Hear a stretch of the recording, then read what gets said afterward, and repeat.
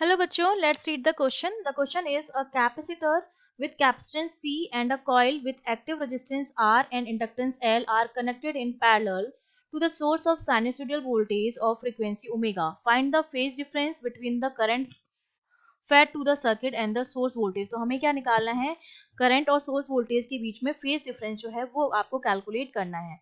तो देखिए इस क्वेश्चन को सॉल्व करने के लिए हमारा जो की कॉन्सेप्ट रहेगा, इस क्वेश्चन को सॉल्व करने के लिए हम जो मेथड यूज करेंगे वो हमारा हो जाएगा कॉम्प्लेक्स वोल्टेज का मेथड. ठीक है, कॉम्प्लेक्स वोल्टेज मेथड जो है वो हम यूज करेंगे और हमें गिवन है कि हमारे पास एक तो कैपेसिटर है और ये पैरेलल में जुड़ा हुआ है हमारे पास एक इंडक्टेंस और रेजिस्टेंस के. तो ये L और R हो गया, ये मेरे पास C हो गया और ये दोनों जुड़े हुए हैं साइनसोइडल वोल्टेज की फ्रीक्वेंसी से. V हो गया, यहाँ से जो करंट जाएगी यहाँ पर जाएगी IC करंट और यहाँ पर जाएगी आपकी ILR करंट. ठीक है, इन दोनों में जाएगी. अब हम जानते हैं कि जो वोल्टेज होता है कॉम्प्लेक्स वोल्टेज इस सर्किट के लिए V equals to V not e की पावर I ओमेगा t के बराबर हो जाएगा. अब ओम्स लॉ से हम जानते हैं कि हमारी जो करंट होती है V इक्वल्स टू क्या होता है, आई आर होता है. तो यहाँ से हम जानते हैं कि जो I आता है मेरा V अपॉन आर के बराबर आता है, जहाँ पर V वोल्टेज है और आप आर आपका क्या होता है, रेजिस्टेंस होता है.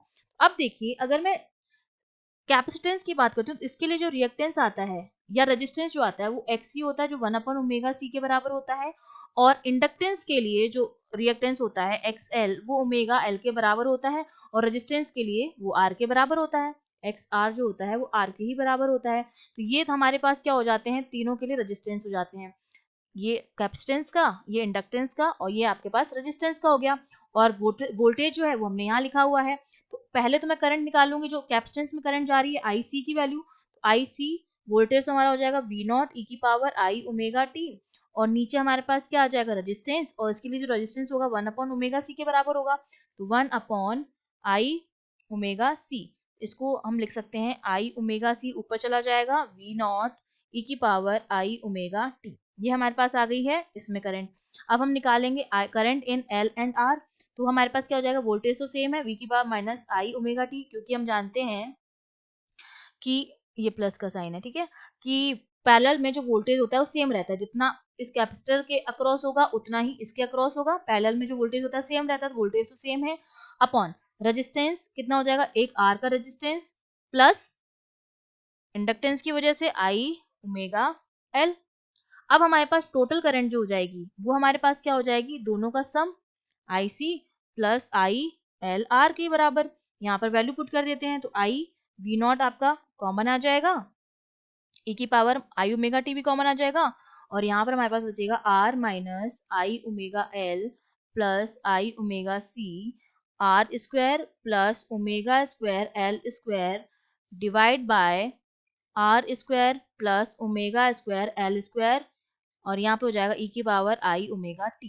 अब हम क्या करेंगे, केवल रियल पार्ट्स जो हैं उनको हम टेक करेंगे. तो मैं यहाँ लिख सकती हूँ टेकिंग द रियल पार्ट. तो मेरे पास जो वैल्यू आ जाएगी करंट की वो हमारे पास कितनी हो जाएगी, V नॉट अंडर रूट. जब हम रियल पार्ट निकालते हैं तो इसको I को हटा के हम क्या निकालते हैं, उनका वो निकालते हैं, हम उसका रिजल्टेंट जो है वो हम निकालते हैं. जब हम रियल पार्ट की बात करते हैं तो मतलब हम रिजल्टेंट ले रहे हैं. तो हो जाएगा इसका R का स्क्वायर प्लस यहाँ पर उसका मोड हो जाएगा ओमेगा C, ब्रैकेट में आ जाएगा R square plus omega square L square minus omega L और ये इसका हो जाएगा स्क्वायर. और डिवाइड में हमारे पास क्या था, R square plus omega square L square और e की पावर जो I ओमेगा t हो जाएगा वो हो जाएगा हमारा cos omega t minus phi के बराबर. और यहाँ से अगर मैं tan फाई निकालूंगी जो कि हमारा फेज डिफरेंस है, वो मेरे पास कितना आएगा, फेज डिफरेंस जो आएगा वो आएगा omega L minus omega C, bracket में R square plus omega square L square divided by R. ये हमारा क्या हो जाएगा, फेज डिफरेंस जो है वो हो जाएगा, जिसकी वैल्यू जो होती है वो tan फाई होती है, जो हमने यहाँ से निकाली है. ये हमारा आंसर हो जाएगा. I hope you understood well. All the best.